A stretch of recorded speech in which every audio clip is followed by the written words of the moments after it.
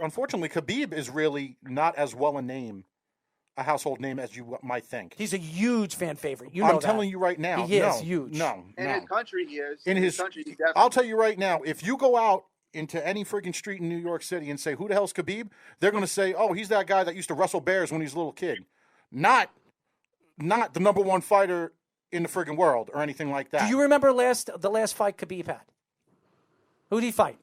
Who did he fight? You should know this. Conor McGregor. Right. Now, half the crowd was Irish fans because they were like, ole, ole, ole, ole. And then you heard all the other Russian fans. There were people screaming Khabib's name. They were screaming his name You just when said they were it. choking What him fans? out. Say that again. What fans? I don't know. They might not be Russian. You heard American because you heard their names. You heard them screaming. It's like Khabib or whatever the hell they call it. We don't know. What's Khabib's name in English?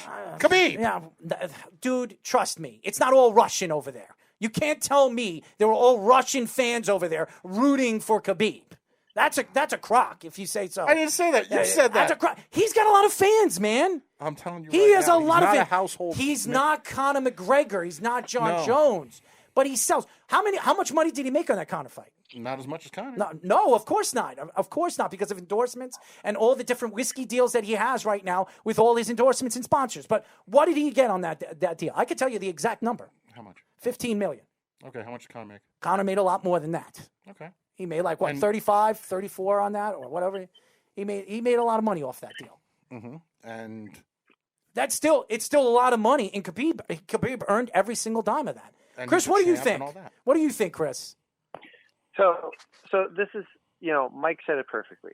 Rankings don't matter because if you think about rankings, look at when GSP was on the top of his game at the top of the weight class of the welterweight. Mm-hmm. Who's the number one contender for how many years? Against GSP? Yeah, wasn't it Matt Hughes? Wasn't it Matt Hughes? No. BJ Penn? Nope. Who was it? Nope. Who was it? I'll give you John a hint. Finch. Who was There it? you go. John Finch? Fitch. Fitch. It was John Fitch. Yeah, the For Brazilian how many Jiu-Jitsu years artist. was he at the top of that weight class?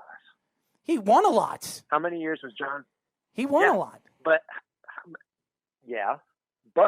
if you ask anybody on the street during that time who's watching the UFC, who's the number one contender, they wouldn't be able to name him. Why? Because Dana didn't really like him. Mm-hmm. He didn't put butts in the seat. Now, you look at that way, too, is like, I don't feel bad for Tony at all. Because at the end of the day, you're a grown-ass man. You sign a contract. You can choose to break that contract at any point. Mm-hmm. If you don't want to fight, don't fucking fight. That's being a coach. If Tony came to me during his time when he was fighting and said, I don't want to fight, well, I'd be like, well, it's your damn choice, but guess what? I'm not coaching you after that.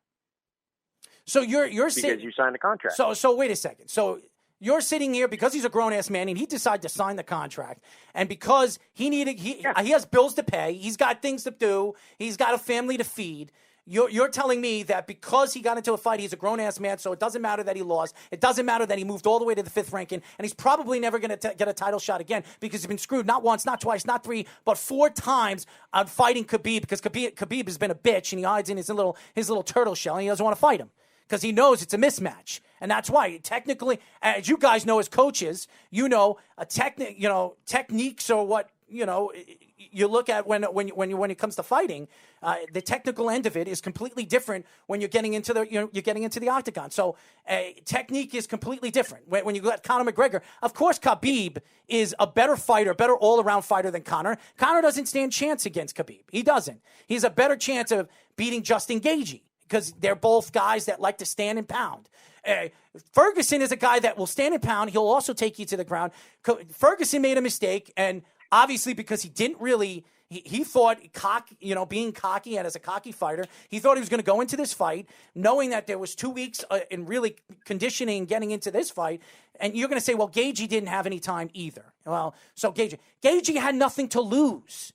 Gaethje had nothing to lose, everything to win. Ferguson had everything to lose and everything to win on this. So that was the reason why he fought this fight. Now, if he backed out of this fight, everybody, just like they attack Khabib, because a lot of people attack Khabib after he went all the way to Russia, including this guy right over here taking shots of him. Yes, this guy taking shots at him. What are you going to say? You didn't say shit? What do you mean? What do you mean? I did too. I did too. Honestly. I did too. But you said it too. You said it too.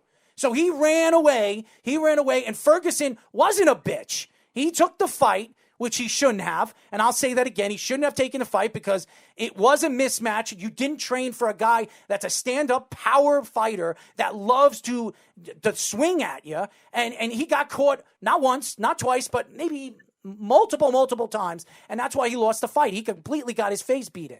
Was that a it kills me that we're still talking about this stupid-ass fight. Why? Because it's over. It's done. He lost. Tough shit. You took it. It's over. You needed the money. You took it. It's over. I have my own opinions toward this. I have my own opinions toward this. Every single Anthony. person. And they do too, and I want to know their opinion because they're coaches. Okay. Yeah, and what did they say? And you don't like the fact that they also. So this is a coach show, and I'm on a need-to-know basis because I'm a fan. What's more interesting is you have two guys now that are supposed to fight in October, I believe. Yes. Gaethje and Khabib. Yes. And they both have the same damn manager. Yep. Mm-hmm. So for somebody who likes playing the conspiracy theory of rankings, you got two guys who have the same damn manager. Gaethje doesn't stand a chance. Gaethje doesn't stand a chance in that fight. Mike's face right now is priceless. He doesn't stand a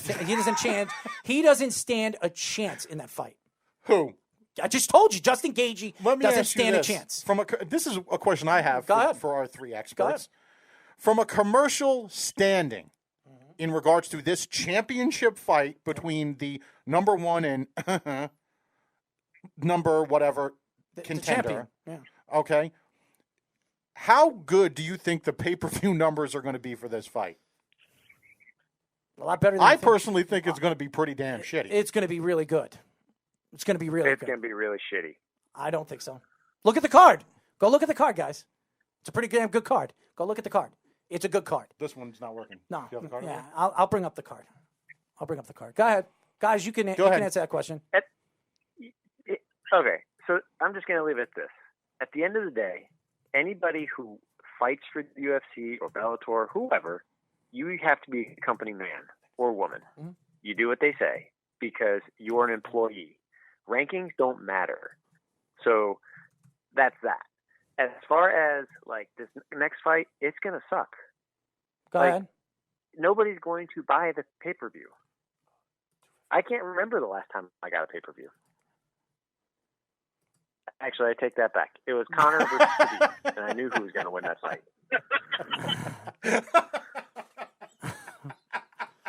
Why?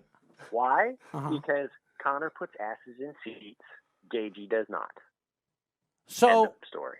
So because he puts fannies in the seats, he deserves to be ranked even higher than what he's presently ranked right now. No, we're talking about pay-per-view numbers. I'm talking about but pay-per-view. Yeah, but I understand that. We're talking about pay-per-view numbers. That's great. We're not talking about that's great. So you're telling me that because Conor McGregor is the big superstar, and you guys know, you guys all have probably superstars in your gym. Mike, you probably have great fighters in your gym that you train and you think could be the next up-and-coming Bellator fighters, UFC fighters. So do you, Kai. So do you, Chris. I'm sure you have great fighters in your gym, all right? So when you're looking at the way you rank them or the way other organizations are ranking them when they go into fights, you look at differently because they put fannies in the seats, or do you look at it, and that's amateur fights. We're talking, I'm talking about the UFC and stuff like that. Amateur fights are the same way. But you know damn well, and these guys will attest to it. So because if they're ranked 10th and they have a lot of fans, you're going to put them in. Because their fans are the ones who are going to. Well, that's going to put money in the pockets. Yes. So when the UFC is going to make money all the time, anyways. And we've been in it. Mike's over there in Jersey. It's no different because he's dealt with a Lou Neglia card or two in his amateur career, and we all know how that works. Whether it was over in Rawway or wherever the hell it was, Kai's dealt with it. Chris has been on them and all that. So when it all comes down to it, it's the first thing they say is, "Great, you want to fight? Okay, how many tickets do you want us to send you?" Flat out, yes, plain and simple. And then from there, how many times have you seen some schlub who had 85 million cousins come to the fight, get a championship fight, but meanwhile they got a jab that can't break wind? Get me all the numbers for the last pay-per-views. And I'll tell you right now, just no different. It's a business. It's a business no matter what. One thing, whether it's pro or amateur, money rules. All right, so That's it. I have my producer right now looking up the last 5 pay-per-views and the numbers that they made off those pay-per-views. And I'll tell you this, it doesn't matter who's in the main event, who's on the card, they're still going to sell. Like it's the top 5 UFC. ever? No, just the last 5 pay-per-views. Where the UFC... Oh, during the COVID? Yeah, during the COVID. I want to see the numbers of the pay-per-views and how much they sold on pay-per-views. Doesn't matter who's on the card. I will bet you, yes, if Conor's on the card or John Jones is on the card, it's going to be a little bit more. But all in all, it doesn't matter who's on the card. Really, thankfully, they haven't been on the last 5. So I'm just saying. It's a fair yeah, so selection. I want to see where the numbers are. I want to see if they're selling over 100 million or close to 100 million. If they are, to me, it's a win. It's a win-win for the UFC. If they're selling $100 million, you're making $100 million off a pay-per-view. Of course it's a win because they're the only ones doing pay-per-views right now. But that's what I'm saying. So why does it matter if you're going to put fannies in the seats? There's no fans out there. There's no fans out we there. We didn't say that the seats weren't right in front of their damn television. All right, so let's just too. Conor McGregor was on a card five pay-per-views ago. He was. Was that 5 ago? It was 5 ago. He was on 5 pay-per-views. He fought Cerrone on 5 pay-per-views. Yes. Was that 5 ago? Yes, I think it was 5. You look it up, Speedy. But if you look at the numbers, yeah, there might be $20, $30 million difference. Yes, but they're still making $100 million. You put the fighters in the octagon that we want to see. That's what I want to see. I want to see somebody like Dana White say, you know what? I'm going to find a way to match the fighters up that everybody wants to see. Why don't we see Ferguson and Khabib? Why don't we see Gaethje and Conor McGregor? Are we ever going to see that? Is that ever going to happen? What, Gaethje and McGregor? Yes, because I'll tell you this. I don't think that we're going to see that either. No, you want to know why you'll see, and it bothers me. It really bothers me. These guys are going to agree. Because I am a mixed martial arts and boxing fan. I love it. I love watching it. He loves boxing. I love them both, bro. He's pro Get boxing. out of here. Get out. Yeah, I am a pro. boxing. I am pro boxing. He's anti-MMA. No, I'm not. He's a liar. MMA. He's a liar. He's a liar. Hates He's it. a liar, guys. Mike, you don't know me. Chris, you've heard Guess what? it. I He's am lying- not he's- anti-MMA. he's lying about He's me full being of a you liar, know what? too. Because I did MMA too. So don't let him fool you. Because I'm telling you right now, I'm not anti-MMA. Hates MMA. Go Anyway, ahead. so when it's all said and done, let's be real. When it comes to Conor's almost got pretty much that same distinction as a Anderson Silva. You could put Conor up against anybody, no matter what the hell their ranking is at any particular time, where it's worth it for a title shot, not a title shot, whatever. And he could be coming off a 5-loss streak, whatever, and all that. It doesn't matter Conor's record. Just the way Conor is commercially and the way he sells, he's always going to be a viable candidate for top money.